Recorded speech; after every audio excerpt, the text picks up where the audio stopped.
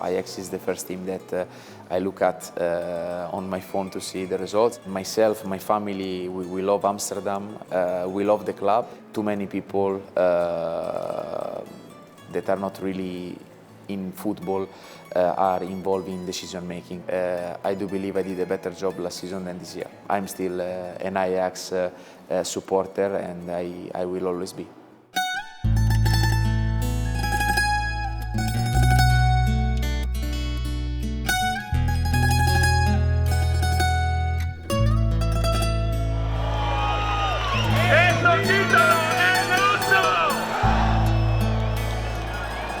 Goedemiddag, we zijn in Porto. Dit is de Avenida dos Aliados.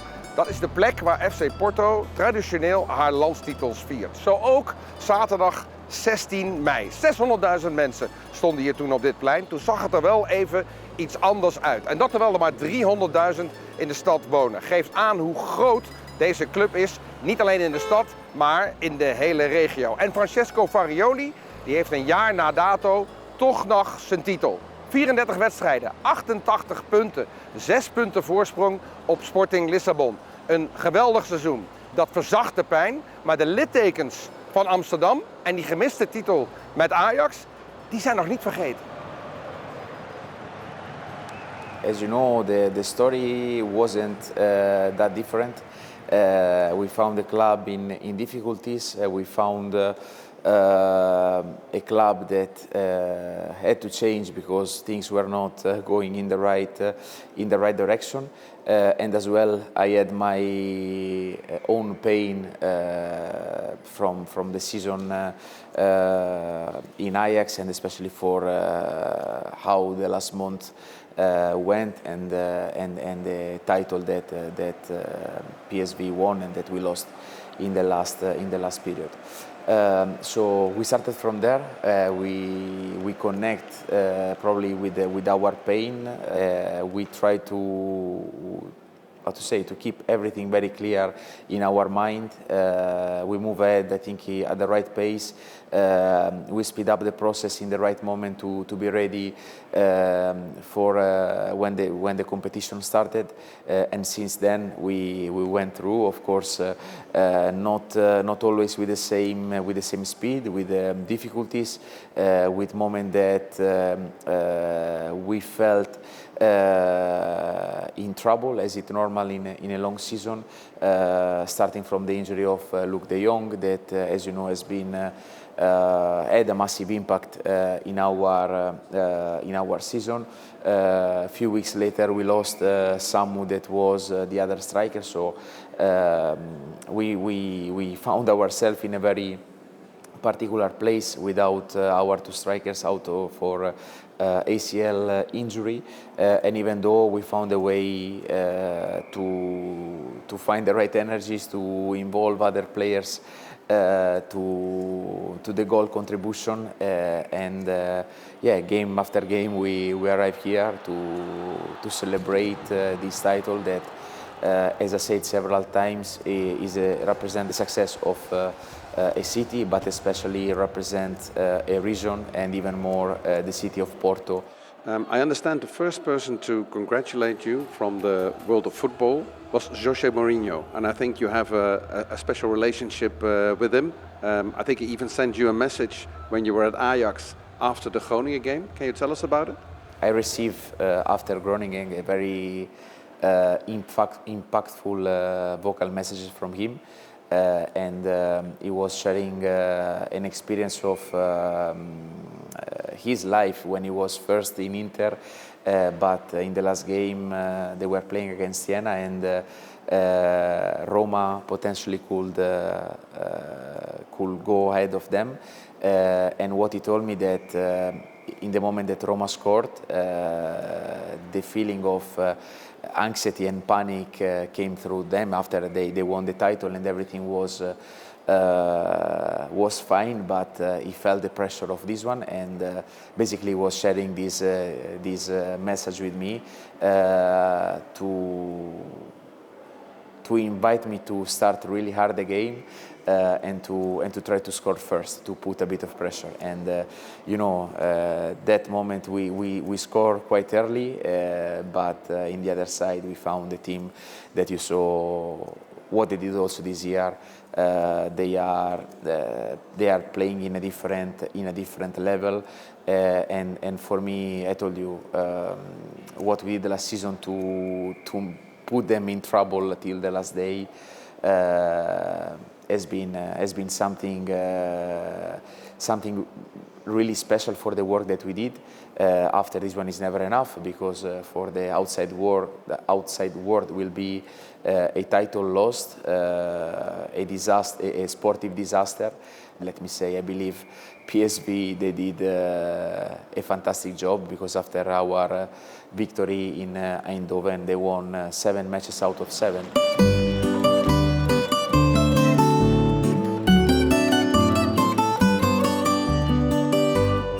We praten naast Francesco Farioli ook met Eduardo Silva. Hij is radioreporter, volgt de club en is ook supporter van FC Porto. Hij zag hoe Farioli vanaf dag 1 invloed had op het elftal, maar ook op de club. So the first assessment was great, because I would say that Porto play their best football those first 15, 20 games of the season. And I think they only conceded their first goal scored by an actual opponent in October. So you can see that's pretty impressive. They conceded one in Alvalade against Sporting, but it was an own goal. So the first goal that an opponent actually scored by themselves against Porto was in the Europa League in October. So those first 15 games were really impressive. Porto were scoring a lot of goals. They were winning convincingly. There was a coach that described it as rock and roll football, and it was definitely they were special, those 15 games. You even dedicated the title partly to Ajax. So I left Ajax with a lot of pain, because I love the city, myself, my family, we love Amsterdam, we love the club, and we love the people that are into the club, people in the board, the people that were part of my technical staff or the staff, and the players that were there. You know how strong it was, our connection, you know how strong it was, our bond. And in the morning of the game, I received a very nice video from the staff that was with us last season. It was in our old WhatsApp group, a video that was full of details, attention, and of course the message delivered both in a very emotional and very funny way. The message of a lot of players the day before, the morning of the game, and after the game. To many of these messages still I have to reply, but as soon as everything will be over, I will take my time to go through all the messages and to answer to all of them. And I think it was very natural for me in the moment that we won this title to have a memory to a club that will always be part of my life, and especially the people that have been with me in the last season. Het verhaal van Farioli en Porto begint een jaar geleden, toen hij afscheid nam van Ajax. Op de eindstreep had hij gefaald, maar toch, het was een seizoen met 22 punten meer dan het jaar daarvoor en Ajax eindigde 3 plaatsen hoger. Dan zullen er toch wel wat belletjes geweest zijn van geïnteresseerde clubs. A lot of silence, and I was expecting that. I was not expecting anything different, because you know how is football. In the months before, for sure, the phone of my agent was a bit busier than what it was after the last game of Twente. And nothing. We wait. We were not in any rush, because anyway the season that we lived has been a massive one in terms of mental and physical effort. So it was good for us to have as well, and for myself to have some days to disconnect, to refresh, and to as well have time to analyze few things. And after, at the end of June, the most concrete situation, or for me the most interesting one, was the call from Porto, and from there everything went really fast, because in a few days we finalized the agreement, and a few days later we were on the pitch to start the new season. Het geheim van het succes schuilt in de innige samenwerking tussen trainer Farioli en clubpresident André Villas-Boas, zelf oud-trainer. Als zij het ergens over eens zijn, dan gebeurt het ook. En dus lijkt het makkelijker om hier zaken voor elkaar te krijgen dan in Amsterdam. No, I think here could not be better than this. Honestly, this has been the secret. Fast decision making, fast processes, probably a better as well preparation about what could be the next.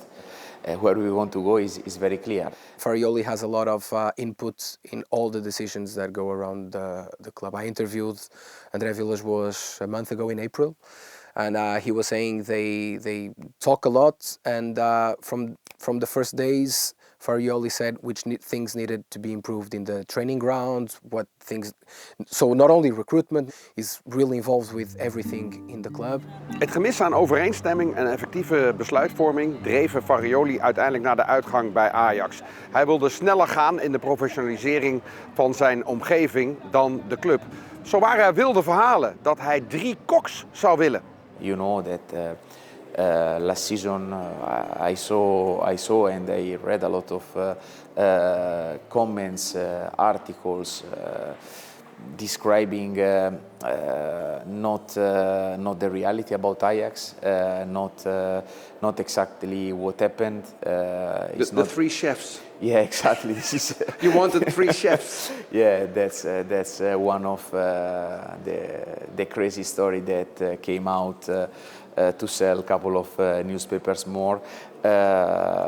You know, with Alex, I said, and I will be always grateful because he gave me the opportunity to be the first Italian coach sitting on the bench of Ajax.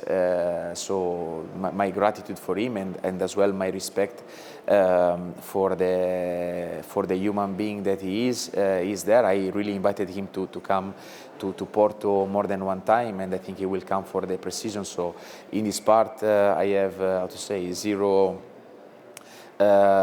regret or bad feelings with him. With Menno, we speak a lot. He sent me a lot of messages to congratulate, and we have a fantastic relationship with, and as well with a lot of people in the club. What was different was maybe not even the objective, because I believe we both want to win. In this part is clear. I think what we saw different, it was the way to achieve things. Definitely not the 3 chefs. Of course, I asked, as you know, I was very demanding in terms of professionalization, so to improve the standard in the club, in different areas, to have specialists in every single department and not generalists, to have people in charge, people capable to lead the department in a certain way. In short, it sounds like it's easier for you to get things done here. It is. I cannot deny that the main difference is this one. Not because I want to be the one deciding everything. I said several times I like to be in charge because our role as a head coach, manager, if you want to use the English definition, it means to try to coordinate and to be the link between several different departments. And after, there is another part that I believe is quite underestimated in football, that is the speed of the decision making. And sometimes it's better to take a wrong decision, but to decide than to stay in the middle of nowhere, waiting for something to happen. The way that we try to play football is quite active and proactive. And I think this needs to be reflected as well in the way that we approach the market, but especially we approach the daily activity into the club. And I think last season, again, we are speaking about a massive club with a lot of political battle inside. And in all fairness, I don't believe these battles are helping Ajax to be competitive again. I saw, for me, impossible to stay and to work under certain circumstances. We all know how difficult it is to find an alignment in a club so big, where too many people that are not really in football are involved in decision making, and this one, of course, slow down everything. And when a giant doesn't get the right pace, it's not easy. You can make it run for 1 year, but after it's difficult. Ja, de obstakels in Amsterdam maakten het werk van Farioli niet gemakkelijk. En daarom was zijn prestatie in Amsterdam misschien wel net zo knap als die in Porto met titel. If you want my honest feeling, I do believe I did a better job last season than this year. A better job at Ajax last Yes. season than this year? Yes. Explain. Is what I said, that last season we didn't have a piece of metal to show in front of our supporters, and of course this is my first trophy as a head coach, but I think the real outperformance has been done last season. Did you follow Ajax in any way this season? It's difficult, of course, if you coach another club. No, it's difficult, but I try to do it. I try to watch the results. Of course, sometimes it happens to speak with players for wishes or to congratulate them after a very good performance. So yes, I let's say after Porto, Ajax is the first team that I look at on my phone to see the results, and when I have time to watch the games. Als er kritiek was op Farioli in Nederland, dan ging het vaak over zijn rotatiebeleid. Bijvoorbeeld na de wedstrijd in Frankfurt voor de Europa League. Toen kreeg hij de volle laag. Nu, bij Porto, is hij zo mogelijk nog extremer. Voor Europese wedstrijden kiest hij vrijwel altijd voor een compleet ander elftal. At some point, I will say, with the noise of last season after Frankfurt, Team A, Team B, this season, some of your colleagues will got mental, with this one, because at some point we went really with two teams in parallel. So we had a lot of matches where we rotate 9 players to one game to the other. And again, I think last season we did quite well to keep everybody fit, to keep everybody involved, playing 54 matches, starting with a very long season coming from the preliminary of Europa League. I felt last season it was really important for us to keep everybody involved, to work more in the collective more than to rely into the individual qualities, not because of lack of